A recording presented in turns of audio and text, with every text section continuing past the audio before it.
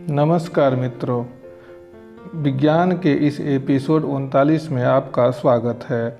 आइए हम एक नए सद्वाक्य से इस एपिसोड की शुरुआत करते हैं। जिंदगी जीना आसान नहीं होता।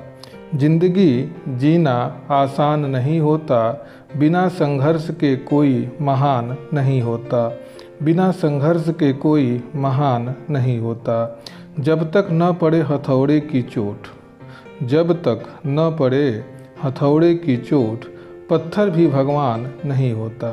पत्थर भी भगवान नहीं होता। मित्रों, आप सुन रहे हैं बेसिक साइंस लर्निंग और हम विज्ञान के कक्षा 7 के इकाई 8 जीवों में श्वसन के बारे में बात कर रहे हैं। आज हम इस 39वें एपिसोड में जीवों में श्वसन के अंतिम भाग 6 के बारे में जानेंगे। इसमें हम श्वासोच्छ्वास संबंधी एक प्रयोग करेंगे। सबसे पहले फ्लास्क में हम अंकुरित चने लेते हैं और एक परख नली में पोटेशियम हाइड्रोक्साइड का विलयन लेकर धागे की सहायता से फ्लास्क में डाल देते हैं। यह हम इसलिए करते हैं क्योंकि पोटेशियम हाइड्रोक्साइड जल की नमी को सोखता है। उसके बाद हम जेली से उसको या ग्लिसरीन से या ग्रीस से हम उसके कार्क को बंद कर देते हैं। उसके बाद फ्लास्क के नली के दूसरे सिरे को हम परख नली के भरे हुए पानी में डाल देते हैं। हम क्या देखते हैं कि परख नली का दूसरा सिरा का पानी नली के काफ़ी ऊपर चढ़ जाता है। इससे यह सिद्ध होता है कि पौधे अर्थात बीज में भी श्वसन क्रिया होती है। मित्रों, अब एक हम नया प्रयोग करते हैं। इसमें हम श्वासोच्छ्वास क्रिया को समझने के लिए एक मॉडल बनाते हैं। हम क्या करते हैं कि एक प्लास्टिक की बोतल लेते हैं और उसको काट कर जिसमें नीचे का पैदा न हो, एक छिद्र वाला रबर का डाट लेते हैं और रबर की झिल्ली लेते हैं और ट्यूब लेते हैं और उस ट्यूब को वाई की आकृति को काट करके हम बना लेते हैं। जैसे ही हम वाई आकृति वाली ट्यूब को बनाएंगे, उसके बाद हम उसको आसानी से हम टेप की सहायता से जहाँ कटा हुआ ट्यूब है उसको हम बंद कर देते हैं और दोनों वाई के दोनों सिरों में हम गुब्बारा लगा देते हैं। उसके बाद गुब्बारे के सिरे को हम या तो टेप से या तो हम धागे से बांध देते हैं।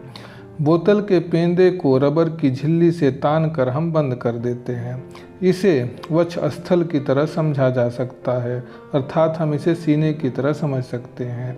ट्यूब के दोनों भुजाओं में 2 गुब्बारे हम बांधने पर हमको यह प्रतीत होता है कि यह 2 फेफड़े हैं। बोतल के पेंदे में लगाई गई झिल्ली के नीचे हम खींचते हैं तो बोतल में ट्यूब में लगे दोनों गुब्बारे फूल जाते हैं।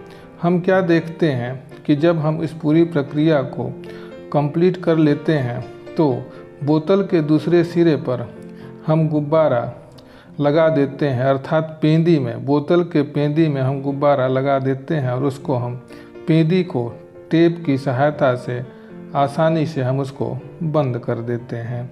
जैसे ही हम लगाएंगे हमारा बोतल इस तरह का दिखाई पड़ेगा। अब उसके बाद हम प्रयोग करते हैं।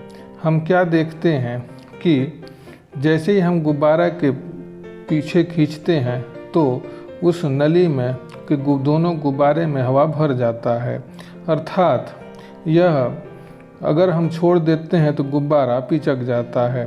तो एक तरह से हम यह कह सकते हैं कि बोतल का जो पेंदा खुला था उसमें गुब्बारा लगाया तो वह एक डायफ्राम की तरह काम करता है, जबकि अंदर जो वाई के आकार के ट्यूब में 2 गुब्बारे लगे हुए हैं वे फेफड़े का काम करते हैं।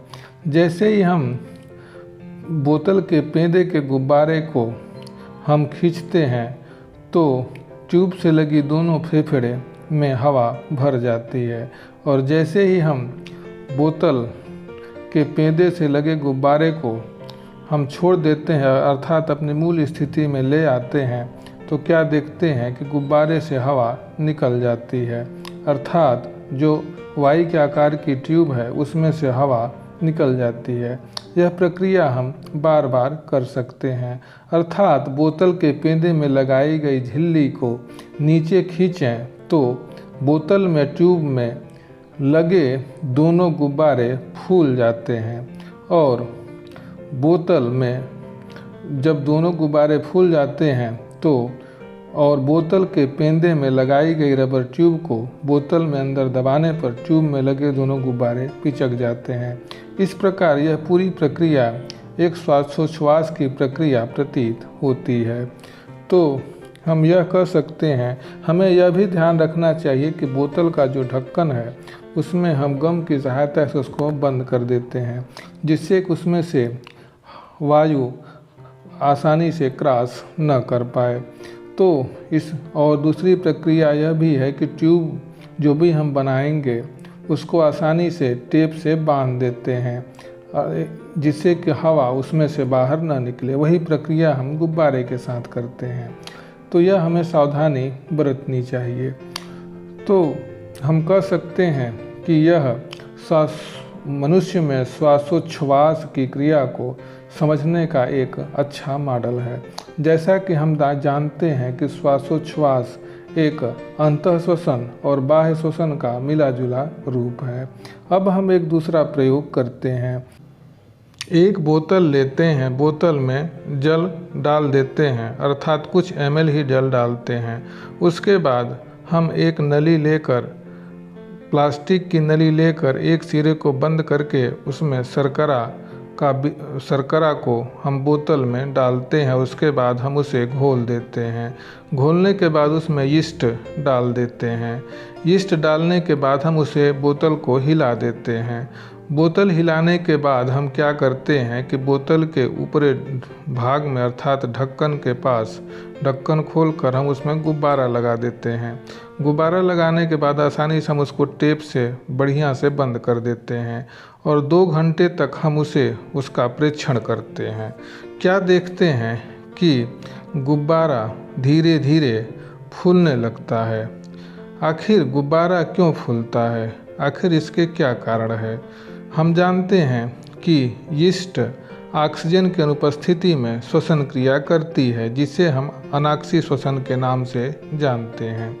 यीस्ट ऑक्सीजन की अनुपस्थिति में शर्करा विलयन के साथ अभिक्रिया करके अर्थात एल्कोहल तथा कार्बन डाइऑक्साइड गैस बनाती है और वही कार्बन डाइऑक्साइड गैस उस गुब्बारे में इकट्ठा हो जाती है, जिसके कारण गुब्बारा फूलने लगता है।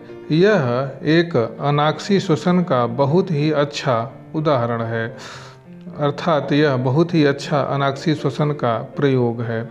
यह प्रयोग हम अपने घर पर भी कर सकते हैं।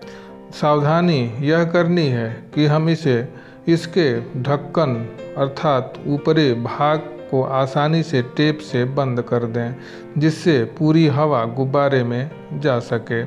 तो यह अनाक्सी श्वसन का सबसे अच्छा उदाहरण है।